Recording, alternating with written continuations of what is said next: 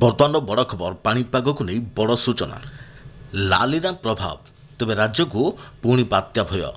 ଏପଟେ ସେପ୍ଟେମ୍ବର 16 ଯାଏଁ ଓଡ଼ିଶାରେ ପ୍ରବଳ ବର୍ଷା, ବିଭିନ୍ନ ଜିଲ୍ଲାକୁ ଚେତାବନୀ ଜାରି କଲା ପାଣିପାଗ ବିଭାଗ। ତେବେ ଜାଣିବା ସମ୍ପୂର୍ଣ୍ଣ ଅପଡେଟ୍, କେଉଁ ସବୁ ଜିଲ୍ଲା କ'ଣ ରହିଛି, ଡିଟେଲ୍ସ ଇନଫର୍ମେସନ୍। ତା ପୂର୍ବରୁ ଭିଡ଼ିଓକୁ ଲାଇକ୍ କରନ୍ତୁ, ଯଦି ପାରୁଛନ୍ତି ଆପଣଙ୍କର ସାଙ୍ଗସାଥୀମାନଙ୍କୁ ଭିଡ଼ିଓଟିକୁ ସେୟାର କରିନିଅନ୍ତୁ।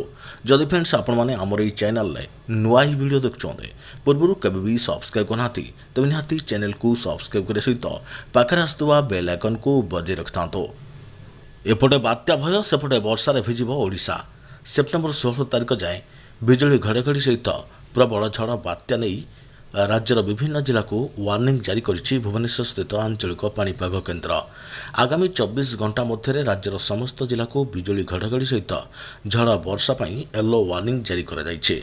ତେବେ କୋରାପୁଟ ଏବଂ ମାଲକାନଗିରି ଜିଲ୍ଲାରେ ପ୍ରବଳରୁ ଅତି ପ୍ରବଳ ବର୍ଷା ନେଇ ପୂର୍ବାନୁମାନ କରାଯାଇଛି। ସେହିପରି ସେପ୍ଟେମ୍ବର 12ରୁ 13 ତାରିଖ ମଧ୍ୟରେ ସମସ୍ତ ଜିଲ୍ଲାକୁ ବିଜୁଳି ଘଡ଼ଘଡ଼ି ସହିତ ବର୍ଷା ପାଇଁ ୟେଲୋ ୱାର୍ଣ୍ଣିଂ ଜାରି କରିଛି ପାଣିପାଗ କେନ୍ଦ୍ର। ସେପ୍ଟେମ୍ବର 13ରୁ 14 ତାରିଖ ମଧ୍ୟରେ ସୁନ୍ଦରଗଡ଼, କେନ୍ଦୁଝର, ମୟୂରଭଞ୍ଜ, ବାଲେଶ୍ୱର, ଭଦ୍ରକ, ଯାଜପୁର, ଜଗତସିଂହପୁର, କେନ୍ଦ୍ରାପଡ଼ା, କଟକ, ଖୋର୍ଦ୍ଧା, ପୁରୀ, ନୟାଗଡ଼, ଗଞ୍ଜାମ ଓ ଗଜପତି ଜିଲ୍ଲାକୁ ବିଜୁଳି ଘଡ଼ଘଡ଼ି ସହିତ ବର୍ଷା ପାଇଁ ୟେଲୋ ୱାର୍ଣ୍ଣିଂ ଜାରି ହୋଇଛି। ସେପ୍ଟେମ୍ବର 14ରୁ 15 ତାରିଖ ମଧ୍ୟରେ କେନ୍ଦୁଝର, ମୟୂରଭଞ୍ଜ, ବାଲେଶ୍ୱର, ଭଦ୍ରକ, ଯାଜପୁର, ଜଗତସିଂହପୁର, କେନ୍ଦ୍ରାପଡ଼ା, କଟକ, ପୁରୀ, ଖୋର୍ଦ୍ଧା, ନୟାଗଡ଼, ଗଞ୍ଜାମ ଓ ଗଜପତି ଜିଲ୍ଲାକୁ ବିଜୁଳି ଘଡ଼ଘଡ଼ି ସହିତ ପ୍ରବଳ ବର୍ଷା ପାଇଁ ୟେଲୋ ୱାର୍ଣ୍ଣିଂ ଜାରି କରାଯାଇଛି। ସେହିପରି ସେପ୍ଟେମ୍ବର 15ରୁ 16 ତାରିଖ ମଧ୍ୟରେ ବିଜୁଳି ଘଡ଼ଘଡ଼ି ସହିତ ବର୍ଷା ପାଇଁ ଝାରସୁଗୁଡ଼ା, ସୁନ୍ଦରଗଡ଼, ସମ୍ବଲପୁର, କେନ୍ଦୁଝର ଓ ମୟୂରଭଞ୍ଜ ଜିଲ୍ଲାକୁ ୟେଲୋ ୱାର୍ଣ୍ଣିଂ ଜାରି କରିଛି ପାଣିପାଗ କେନ୍ଦ୍ର। ଏପଟେ ଭୟ ବଢ଼ାଉଛି ବାତ୍ୟା, ଅକ୍ଟୋବରରେ ଆସିବ ବାତ୍ୟା। ଚିନ୍ତା ବଢ଼ିଲା ଜଳବାୟୁ ପ୍ରକ୍ରିୟା, ଲାଲିନାର ସକ୍ରିୟତା, ଅକ୍ଟୋବରରେ ଓଡ଼ିଶାକୁ ବାତ୍ୟା ଭୟ। ତେବେ ଅକ୍ଟୋବରରେ ବାତ୍ୟା ଭୟ, ଅକ୍ଟୋବରରେ ଓଡ଼ିଶାକୁ ବାତ୍ୟା ଭୟ। 1999 ଅକ୍ଟୋବର 29ରେ ଆସିଥିଲା ମହାବାତ୍ୟା।